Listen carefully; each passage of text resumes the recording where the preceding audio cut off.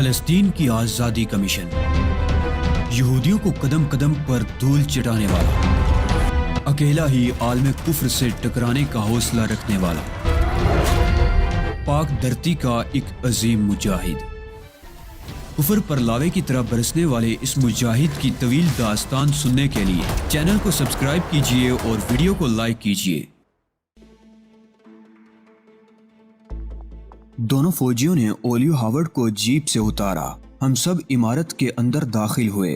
عمارت کے دروازے پر فوجی تعینات تھے جنہوں نے کرنل وحدت کو سلیوٹ کیا تھا۔ کئی راہداریوں سے گزر کر ہم جس وسیع و عریض کمرے میں داخل ہوئے اسے دیکھ کر میں حیران رہ گیا۔ وہاں اذیت رسانی سے متعلق ہر قسم کا جدید ترین ساز و سامان موجود تھا۔ کرنل وحدت کے بارے میں میرا اندازہ تو یہی تھا کہ وہ ایذا رسانی فطرت کا مالک ہے، لیکن مجھے یہ نہیں معلوم تھا کہ اس نے اس قدر جدید عقوبت خانہ بنا رکھا ہے۔ فوجیوں نے اولیو ہاورڈ کی ہتھکڑیاں کھولیں اور اسے ایک شکنجے سے جکڑ کر واپس چلے گئے۔ اولیو ہاورڈ کے چہرے پر حقارت پھیلی ہوئی تھی اور ہونٹوں پر تلخ مسکراہٹ بکھری نظر آ رہی تھی۔ ہر آدمی کبھی نہ کبھی اپنی سطح سے گرتا ضرور ہے، اولیو ہاورڈ نے متنفرانہ انداز میں کہا۔ میں نے کئی بار تمہیں قتل کرنے کی کوشش کی اور ہمیشہ یہی سمجھتا رہا کہ تمہارے مقابلے میں نے کمینگی کا ثبوت دیا ہے، لیکن آج تم بھی اپنی سطح سے گر گئے اور میرا ضمیر مطمئن ہو گیا۔ تم بھی ایسی جذباتی حماقتیں کرتے رہتے ہو علی، کرنل وحدت نے حیرت سے کہا۔ یہ باتیں قصے کہانیوں میں تو اچھی لگتی ہیں، لیکن عملی زندگی میں ایسا نہیں ہوا کرتا۔ شاید یہ تمہاری ناتجربے کاری ہے، لیکن خیر، عمر گزرنے کے ساتھ ساتھ تم میں پختگی آ جائے گی۔ آپ جیسے تجربے کار لوگوں کی صحبت حاصل رہی تو یقیناً میری خامیاں دور ہو سکتی ہیں، میں نے انکساری سے کہا۔ اب میں اپنا کام شروع کر دوں؟ بالکل، دیر کس بات کی ہے، کرنل نے کہا۔ کوئی ہمیں ڈسٹرب تو نہیں کرے گا؟ سوال ہی پیدا نہیں ہوتا کوئی میری مرضی کے خلاف یہاں قدم بھی رکھے۔ ٹھیک ہے، میں نے مطمئن لہجے میں کہا۔ ذرا ایک بات تو سنیں کرنل، میں نے اس انداز میں کہا جیسے جو بات میں کرنا چاہتا ہوں اسے اولیو ہاورڈ سے چھپانا مقصود ہے۔ ہاں کہو، کیا بات ہے؟ کرنل وحدت نے میرے قریب آ کر پوچھا۔ میں نے کچھ کہے بغیر اچانک ہی کرنل وحدت کی گردن دونوں ہاتھوں سے جکڑ لی۔ اس کے ہوش اڑ گئے اور اس نے جدوجہد کرنا شروع کر دی، مگر میں اس کی گردن کی مخصوص رگوں پر دباؤ ڈال رہا تھا۔ دیکھتے ہی دیکھتے اس نے ہاتھ پیر ڈال دیے اور بے ہوش ہو کر میرے بازوؤں میں جول گیا۔ میں نے اسے کمرے کے فرش پر لٹا دیا۔ اولیو ہاورڈ کے چہرے پر حیرت ہی حیرت بکھری ہوئی تھی اور وہ پھٹی پھٹی نگاہوں سے مجھے دیکھ رہا تھا۔ میں نے اس کی طرف توجہ دیے بغیر جیب سے ایک سرنج نکالی جس میں پہلے سے دوا بھری ہوئی تھی۔ میں نے نہایت اطمینان سے اس کے بازو میں انجیکشن لگایا اور خالی سرنج واپس جیب میں ڈال لی۔ مجھے یقین تھا کہ اس دوا کے باعث جو میں نے اس کے بازو میں انجیکٹ کی ہے وہ 2-3 گھنٹے سے قبل ہوش میں نہیں آئے گا۔ اس کام سے فارغ ہو کر میں اولیو ہاورڈ کی طرف بڑھا اور جلدی جلدی اس کی بندشیں کھول دی۔ کرنل وحدت کے لباس سے اپنا لباس تبدیل کر لو ہاورڈ، میں نے اسے کہا۔ اولیو ہاورڈ بجلی کی سی تیزی سے حرکت میں آیا اور دیکھتے ہی دیکھتے اس نے کرنل وحدت کا لباس پہن لیا۔ اپنے کپڑے اس نے کرنل وحدت کو پہنا دیے تھے۔ میں نے اپنے لباس میں سے وہ ماسک نکالا جو میں نے بڑی محنت سے تیار کیا تھا۔ یہ کرنل وحدت کے چہرے کا مکمل ماسک تھا جو میں نے کئی گھنٹوں کی محنت سے تیار کیا تھا۔ ماسک کے آخری حصے اولیو ہاورڈ کی گردن پر چپکانے کے بعد میں نے تنقیدی نگاہوں سے اس کا جائزہ لیا۔ اب اسے دیکھ کر کوئی نہیں کہہ سکتا تھا کہ وہ کرنل وحدت نہیں ہے۔ اس کی طرف سے مطمئن ہو کر میں کرنل وحدت کے پاس جا بیٹھا اور اس کے چہرے پر اولیو ہاورڈ کا میک اپ کرنے لگا۔ مجھے کوئی جلدی نہیں تھی، اس لیے میں سکون سے اپنا کام کر رہا تھا۔ کچھ دیر بعد یہ کام بھی مکمل ہو گیا۔ کرنل وحدت کے لباس کی جیبوں میں اس کے سارے کاغذات موجود تھے۔ میں نے اولیو ہاورڈ سے کہا، انہیں چیک کر لو۔ اولیو ہاورڈ نے لباس کی جیبیں چیک کی، سارے کاغذات موجود ہیں۔ اس نے بتایا، اب تمہیں کرنل وحدت کی حیثیت میں میرے ساتھ باہر نکلنا ہے اور تمہیں کرنل وحدت کی جیپ ڈرائیو کرنی ہے۔ مختصر سا فاصلہ طے کر کے ہمیں فوجی ایئرپورٹ پہنچنا ہے، وہاں ایک طیارہ ہمارا منتظر ہوگا۔ طیارے کے ہوا باز کا نام ابراہیم وسعت ہے۔ اگر تم سے ہو سکے تو کرنل وحدت کی آواز کی نقل اتار لینا، ورنہ زیادہ بولنے کی ضرورت نہیں ہے۔ اگر فوجی علاقے میں داخل ہونے کے لیے کسی قسم کی پوچھ گچھ ہو تو اس شخص کے کاغذات دکھا دینا جس کے میک اپ میں تم ہو۔ اس کا نام کرنل وحدت ہے اور چونکہ یہ ایک باروب آدمی ہے میرے لیے اتنی معلومات بہت ہیں۔ اولیو ہاورڈ نے ہاتھ اٹھا کر کہا، وقت آنے پر میں سب کچھ کر لوں گا۔ میں نے کلائی پر بندھی ہوئی گھڑی میں وقت دیکھا، 4 بجنے ہی والے تھے۔ میں نے کمرے پر ایک طائرانہ نگاہ ڈالی اور اولیو ہاورڈ کو چلنے کا اشارہ کیا۔ کمرے سے باہر نکل کر ہم نے دروازہ باہر سے بند کیا اور عمارت سے باہر نکل آئے۔ عمارت میں جو لوگ ملے انہوں نے اولیو ہاورڈ کو کرنل وحدت سمجھ کر سیلیوٹ کیا تھا اور اس نے سر کی جنبش سے سب کا جواب دیا تھا۔ اولیو ہاورڈ بڑے باعتماد انداز میں کام کر رہا تھا۔ وہ سیدھا کرنل وحدت کی جیپ میں بیٹھا اور اسے ڈرائیو کرتا ہوا روڈ پر نکال لایا۔ میں اس کے برابر ہی بیٹھا تھا۔ میں راستوں سے واقف نہیں ہوں، اولیو ہاورڈ نے کہا، مجھے راستے بتاتے رہنا۔ ٹھیک 4 بجے ہم ایئر فورس ایئرپورٹ کے داخلی گیٹ پر پہنچ گئے جہاں ابراہیم وسعت میرا منتظر تھا۔ یہ دیکھیے، اس نے میری آنکھوں کے سامنے ایک کاغذ لہراتے ہوئے کہا، میں نے آپ کے لیے اجازت نامہ حاصل کر لیا ہے۔ شکریہ، میں نے مسکرا کر کہا، ان سے ملو، یہ کرنل وحدت ہیں اور یہ بھی ہمارے ساتھ ہی چلنا چاہتے ہیں۔ ان کے تذکرے تو بہت سنے ہیں لیکن ملاقات آج پہلی بار ہوئی ہے۔ ابراہیم نے بڑی گرمجوشی سے اولیو ہاورڈ سے مصافحہ کیا۔ ملٹری انٹیلیجنس سے متعلق ہونے کی وجہ سے ان کو ساتھ لے جانا ذرا مشکل نہیں ہوگا۔ کرنل وحدت ہی کی جیپ میں ہم رن وے تک پہنچے۔ ابراہیم نے کرنل وحدت کو ساتھ لے جانے کے بارے میں متعلقہ لوگوں کو آگاہ کر دیا تھا اور کسی نے کوئی اعتراض نہیں کیا تھا۔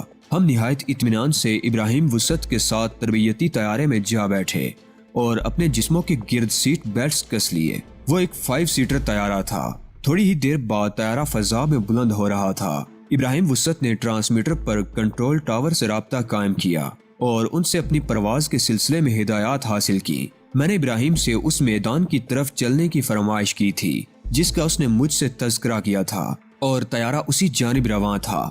ہمیں پرواز کرتے ہوئے کوئی آدھا گھنٹہ گزرا ہوگا کہ جہاز کے ٹرانسمیٹر کا بلب اسپارک کرنے لگا۔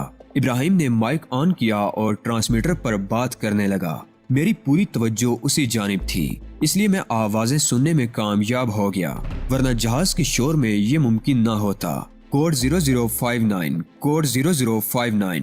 اسپیکر سے آواز آ رہی تھی، یس ابراہیم وسعت۔ ابراہیم نے جواب دیا، ہم ایک سازش کا شکار ہو گئے ہیں۔ تمہارے ساتھ جو شخص کرنل وحدت کی حیثیت سے سفر کر رہا ہے وہ موساد کا یہودی ایجنٹ اولیو ہاورڈ ہے اور علی یار خان بھی اس وقت اس کے ساتھ مل گیا ہے۔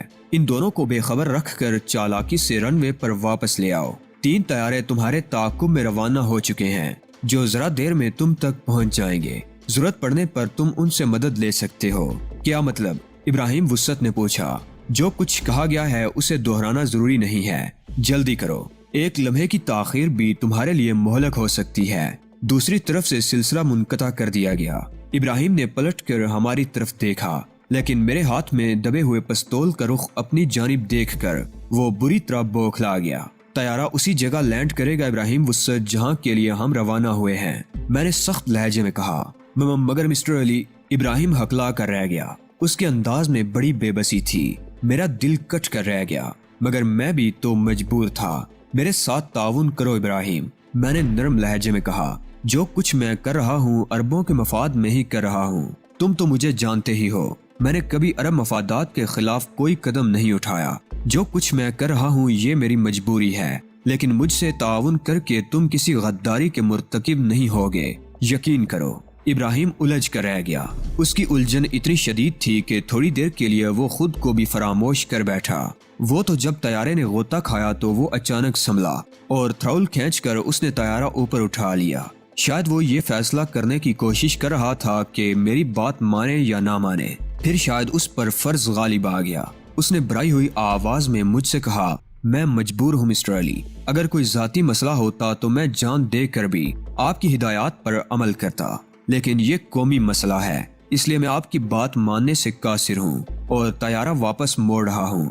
میں تمہیں گولی مار کر ہلاک کر دوں گا ابراہیم وسعت، اور یہ میرے لیے زیادہ مشکل نہیں ہوگا، اس لیے کہ میرا مشن تمہاری زندگی سے کہیں زیادہ قیمتی ہے۔ میری بات مان لو دوست، میں تمہارا شکر گزار رہوں گا۔ تو پھر آپ مجھے گولی ہی مار دیجئے مسٹر علی، میں سمجھوں گا دوستی کا حق ادا ہو گیا۔ میرا جی تو چاہتا ہے کہ آپ کے کسی کام آؤں، لیکن میں اپنے فرض کے ہاتھوں مجبور ہوں، لہٰذا یہ صرف اسی وقت ہو سکتا ہے جب میں زندہ نہ رہوں۔ میں نے طیارے کا رخ بدل دیا ہے، اب آپ لوگ فرار نہیں ہو سکیں گے۔ ابراہیم وسعت کی باتوں میں وزن بھی تھا اور اس کی باتیں متاثر کن بھی تھیں۔ میں چاہتا بھی تو اس کے خلاف کچھ نہیں کر سکتا تھا۔ میں مخمصے میں پھنس گیا۔ ایک طرف میری اپنی ساکھ اور آزادی داؤ پر لگی ہوئی تھی اور دوسری طرف ابراہیم ہٹ درمی پر آمادہ تھا۔ مجھے فوراً ہی کسی فیصلے پر پہنچنا تھا، اس لیے کہ کچھ ہی دیر بعد وہ 3 طیارے بھی وہاں پہنچنے والے تھے۔ دفعتاً میری نگاہ ان پیراشوٹس پر پڑی جو طیارے میں موجود تھے۔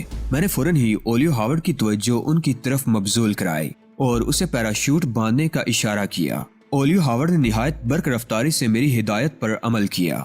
میں نے بھی جلدی جلدی ایک پیراشوٹ اپنے جسم پر کس لیا۔ مان ابراہیم نے پلٹ کر دیکھا۔ ہمارے جسموں پر پیراشوٹ دیکھ کر پلک جھپکتے میں سب کچھ اس کی سمجھ میں آ گیا۔ اس نے ہمیں روکنے کے لیے طیارے کو فضا میں غوطے دینا شروع کر دیے۔ ناہموار اڑان کے باعث ہمارے جسموں کو زبردست جھٹکے لگ رہے تھے اور ہمارے لیے اپنے پیروں پر کھڑے رہنا دو بر ہو گیا تھا، لیکن ہم دونوں ہی بہت مجے ہوئے لوگ تھے۔ ہم نے سیٹوں کا سہارا لے کر نہایت چابک دستی سے خود کو گرنے سے محفوظ رکھا۔ ابراہیم وسعت مسلسل طیاروں کو فضا میں دائیں بائیں اور اوپر نیچے جھٹکے دے رہا تھا۔ اس نے اپنی تمام تر توجہ اس بات پر مرکوز کر رکھی تھی کہ ہم کچھ کرنے نہ پائیں۔ وہ خود بھی کچھ نہیں کر سکتا تھا، نہ تو اس کے پاس اور نہ ہی طیارے میں کوئی ہتھیار تھا جس سے وہ ہم پر قابو پا سکتا۔ میرے لیے اپنا توازن برقرار رکھنا ناممکن ہو رہا تھا، لیکن اپنی تمام تر مہارت کو استعمال میں لاتے ہوئے میں جدوجہد میں مصروف تھا۔ میرا رخ ایمرجنسی ڈور کی طرف تھا۔ شاید جدوجہد کے بعد میں ایمرجنسی ڈور تک پہنچنے میں کامیاب ہو گیا۔ اب مجھے ایمرجنسی ڈور کھولنا تھا۔ ابراہیم نے اندازہ کر لیا تھا کہ میرے ارادے کیا ہیں۔ اس نے اور بھی شدومت سے طیارے کو جھٹکے دینا شروع کر دیے۔ وہ ہر قیمت پر مجھے ایمرجنسی ڈور کھولنے سے روکنا چاہتا تھا اور مجھے ہر قیمت پر یہ کام کرنا تھا، اس لیے کہ ابھی سے ہی میرا سب کچھ وابستہ ہو کر رہ گیا تھا۔ اگر میں فوری طور پر فرار ہونے میں ناکام ہو جاتا تو نہ صرف وہ لوگ مجھے گرفتار کر لیتے بلکہ اولیو ہاورڈ کی زندگی بھی خطرے میں پڑ جاتی، جو مجھے ہرگز منظور نہیں تھا۔ میں بہزار دقت ایمرجنسی ڈور کھولنے میں کامیاب ہوا۔ اولیو ہاورڈ پہلے ہی میرے نزدیک پہنچ چکا تھا۔ میں نے اسے طیارے کے دروازے سے باہر دھکیل کر خود بھی پھرتی سے چھلانگ لگا دی۔ طیارہ آگے نکلا چلا گیا۔ ہزاروں فٹ کی بلندی سے میں اور اولیو ہاورڈ وزنی بوریوں کی طرح زمین کی طرف گر رہے تھے۔ ہم دونوں نے تقریباً ایک ہی وقت میں اپنے پیراشوٹس کھولے۔ میرے جسم کو ایک جھٹکا لگا اور ہوا سے بھرے ہوئے پیراشوٹ نے میرے جسم کو تیزی سے گرنے سے روک لیا۔ اب میں اور اولیو ہاورڈ دونوں تیز ہوا کے رخ پر گویا تیر رہے تھے۔ اولیو ہاورڈ مجھ سے زیادہ فاصلے پر نہیں تھا۔ ابراہیم وسعت کا طیارہ ہم سے بہت بلندی پر تھا اور کافی دور نکل گیا تھا۔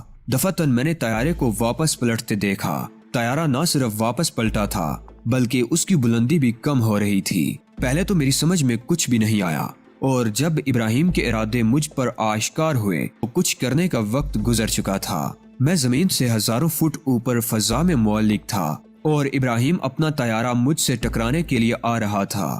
خوف سے میرے رونگٹے کھڑے ہو گئے۔ زندگی میں پہلی بار اتنی بری طرح پھنسا تھا، اور افسوس یہ تھا کہ ایک دوست کے ہاتھوں مرنے جا رہا ہوں۔ طیارے کی صورت میں موت میری طرف جھپٹ رہی تھی۔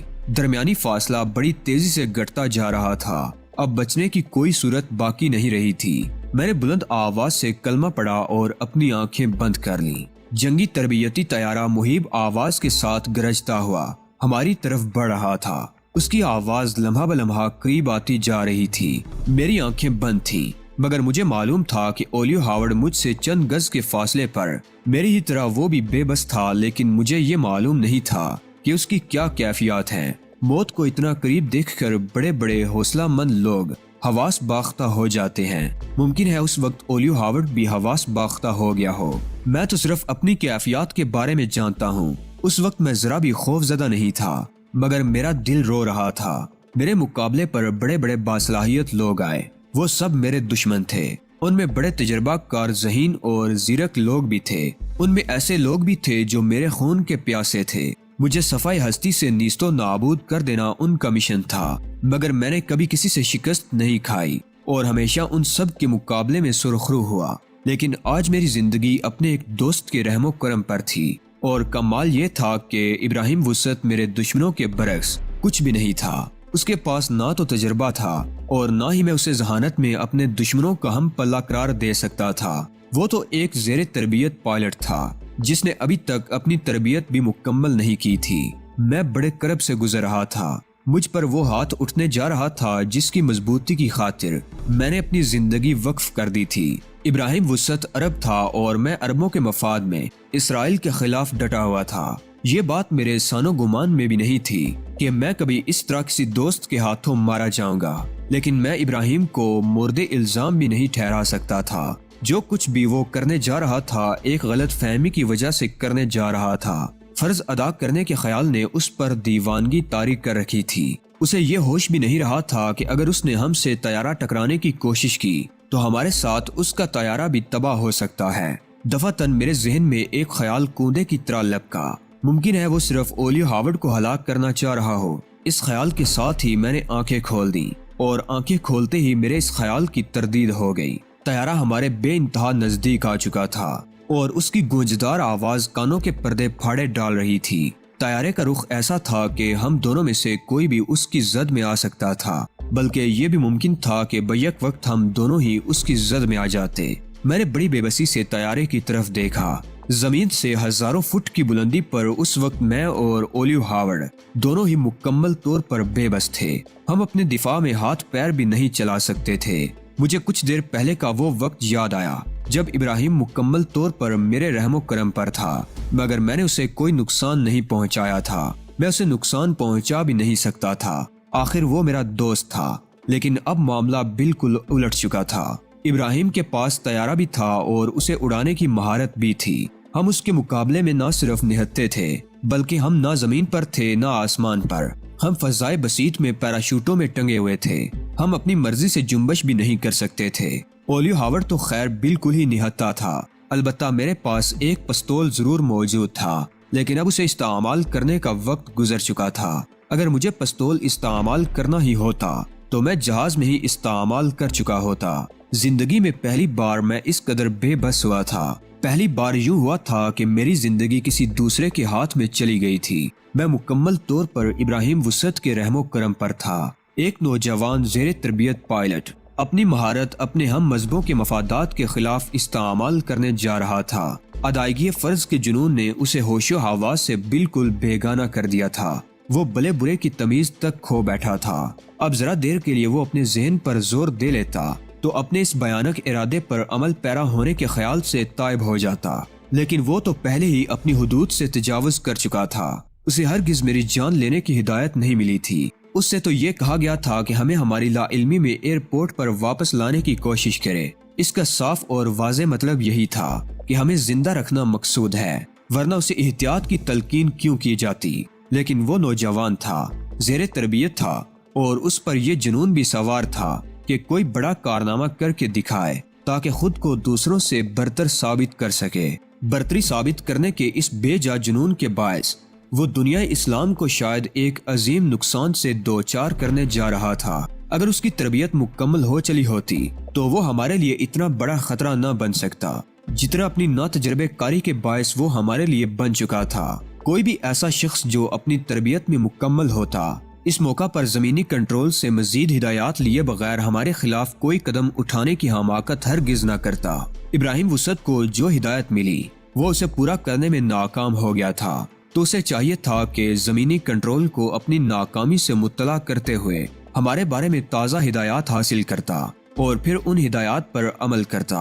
ابراہیم وسط کی ناتجربے کاری میرے لیے ہلاکت خیز ثابت ہونے والی تھی۔ اس کی یہی ناتجربے کاری تھی جس سے فائدہ اٹھاتے ہوئے میں اسے اپنا اعلی کار بنانے میں کامیاب ہوا تھا۔ اس کی جگہ اگر کوئی تجربے کار افسر ہوتا تو شاید میں اسے اتنی آسانی سے اپنا اعلی کار نہ بنا پاتا، لیکن وہ کچھ دیر قبل کی بات تھی۔ اب تو پوری بساط ہی الٹ کر رہ گئی تھی۔ میرے ساتھ اولیو ہاورڈ کی زندگی بھی داؤ پر لگی ہوئی تھی۔ دو بدترین دشمن ایک ہی کشتی کے سوار تھے۔ میری اور اولیو ہاورڈ دونوں کی زندگیوں کا انحصار اب صرف خدا کی ذات پر رہ گیا تھا۔ زندگی کا انحصار تو خیر ہوتا ہی خدا کی ذات پر ہے۔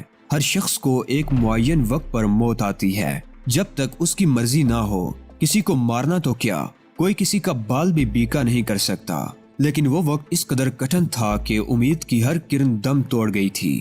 گرجتے چنگاڑتے ہوائی جہاز کی شکل میں موت ہم سے فقط چند گز کے فاصلے پر تھی، اور یہ مختصر سا فاصلہ بھی محض چند لمحوں میں طے ہو جانا تھا۔ دفعتاً مجھے یوں محسوس ہوا جیسے کسی نے مجھے جولا دیا ہو۔ شاید ہوا کے شدید دباؤ سے پیراشوٹ کی سمت تبدیل ہوئی تھی۔ میں نے دوبارہ آنکھیں بند کر لیں۔ میرا جسم ہوا میں بے ہنگم طریقے سے جولے کھا رہا تھا اور میں نے خود کو مرنے کے لیے پوری طرح تیار کر لیا تھا۔